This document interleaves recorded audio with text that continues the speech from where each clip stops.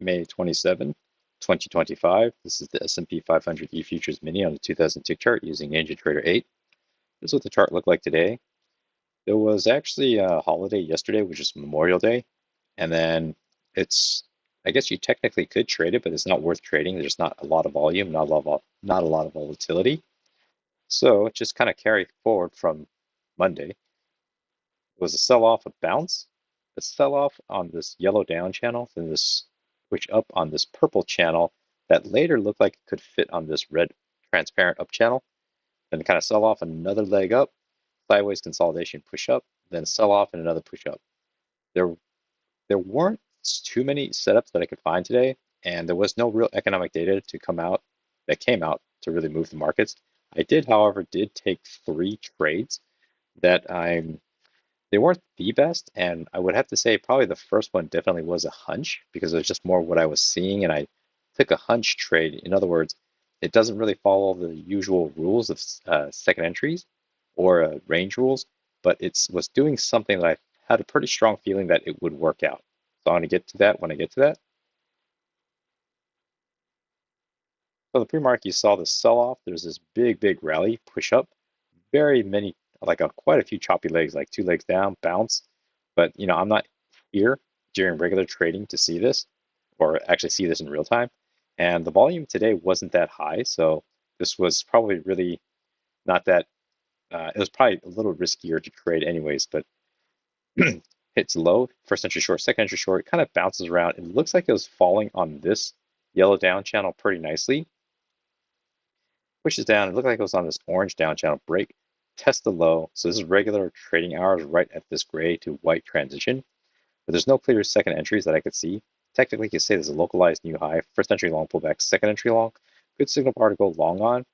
Depends on if you trusted this yellow down channel. You could say maybe there's a long here because it is a break of this yellow down, orange down channel tested low.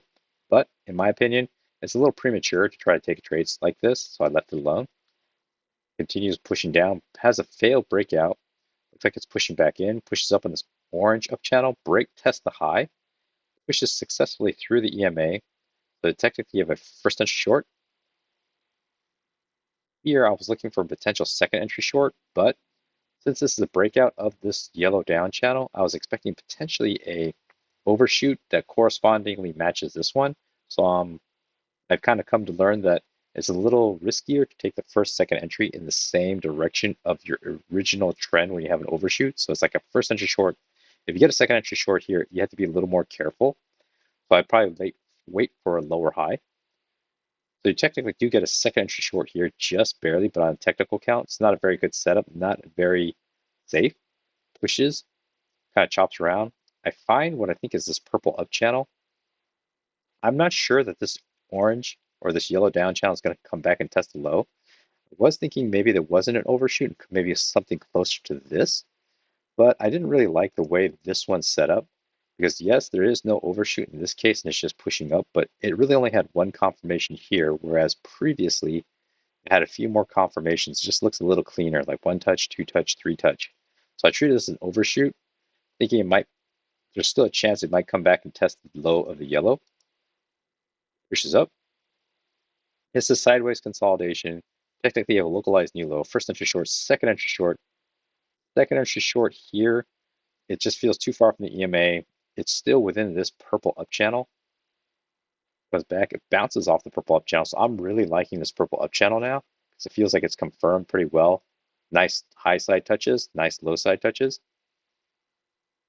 Let's see, it's a little bit closer to where I had it. Okay, so this is actually what I call my hunch trade. So pushes up. You have 1, 2, 3, 4, 5 touches now. So when it comes back and it creates this doji candle, you technically don't have a second entry anything. When it closes here, it opens and it was bouncing around. I like what I was seeing, just kind of how it was reacting. Now, again, this isn't a typical follow the rule trade, but I saw how strong this purple up channel was. So I entered with 1 tick at the same, not even 1 tick, just at the same highs as this original signal bar. This is actually only like a first entry long, technically. But I entered, quickly got my scalp, and it looked like it would have worked. So I really like that this, even though it wasn't really a usual trade in a sense, it was just looking at enough charts that I had a feel that this one would have worked out. Ideally, this would have been a better signal bar, but it looked like it bounced the second bounce, and I decided this third bounce was good enough, and I entered. It came down, picked up my entry, and then got my profit target. Prices move up. So this is the break of the first break of this purple up channel. Break, and it looks like it's moving back in, but it starts moving sideways. This is floating out here. I thought this was one touch, two touch, triple test. Now I drew this red channel here because it also looks like it could fit, but to be honest, I like the fit of the purple up channel a lot better than this red developing transparent one because it does have one touch, two touch, three touch. This is considered the fourth touch, but unlike the purple up channel, it has more confirmations at more regular intervals. Here, it felt like it confirmed nicely here, and it was a little bit of a reach here. Plus, the top side only really confirms two times, whereas the top side of this purple just fits better. But I saw this as a potential triple test right where the first break of the EMA is. Unfortunately, this didn't close at or above it, so I left it alone, but I did consider it as a potential triple test. After seeing the close here, then I was definitely not thinking of taking any kind of trade because I just didn't like the follow through. It would have worked though, and it continues pushing up.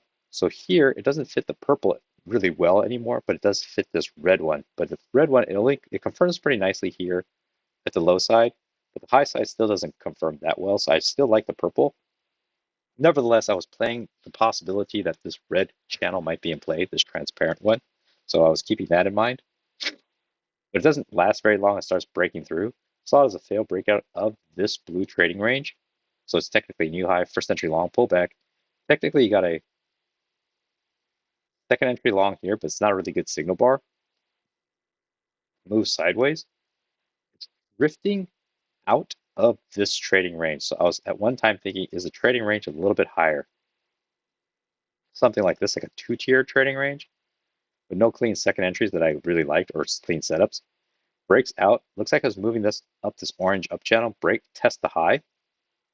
And then it kind of moves again into a sideways consolidation. It's a new high, first entry long pullback, second entry long. This just feels very congested, two sideways. Then I drew this. It initially started as a trend line going up, and then I turned it into a channel. So it looks like it's fitting and obeying this channel pretty well. This is actually where I sets up my second trade. I consider this localized new low. It's a first entry short pullback, second entry short. Second entry short. This is a doji candle, but it is bouncing off the bottom of this yellow. And at the time, I thought it was kind of, didn't really touch the EMA, but it's a pretty close bounce. Well, close enough bounce touch and push off.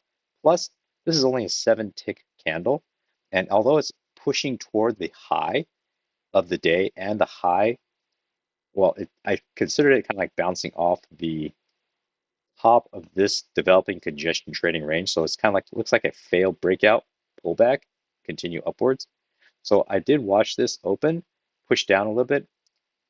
It doesn't look the way right now, but the way I had it drawn, there was a touch bounce here. So the way I had it drawn, I mean, it's arguable. You could argue it not touching, but for me, I said it was a good enough touch, bounced, and it actually pushed above this guy. I dropped my order in. I think I got a little bit of slippage because this is actually right here. I think I got it just at one tick, and it pushed up, got 2 points quick scalp because usually I go for one, but I was thinking it looked like the way I was reacting had enough momentum, so I had a 1 point profit target. I moved to 2 points, plus I had a runner below right here. Well, actually, I take that back. I think it was a different account that I had a runner on. So I actually took the whole position off here. The prices continue moving up. This is sideways consolidation, bounce off this yellow up channel. Another potential one press down, second press down, another triple test. I left this one alone, even though it's a possible trade. It's confirming this yellow up channel support. This kind of fell a little bit outside, so it looks like it's moving back in. But in this case, it looked like I had one attempt, two attempt, a potential third attempt to go. So if it's a triple test, my concern is since it closed by pulling back a little bit, I don't know if it has enough momentum to push through.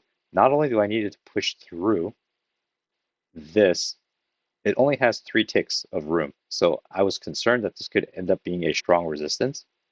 So if I entered, I'd be in the trade now, and then likely I would have gotten a profit target, hit the profit target, but just didn't want to risk it when I saw this in real time. Pushes up. This yellow up channel is fitting pretty nicely. It's the first break. They get a failed breakout, potential moving back into this yellow up channel. So it's starting to come back in. It's a first entry long pullback. Here it creates a second entry long. But as with this bias of yellow going, this yellow up channel with the prices moving up, this is the first break.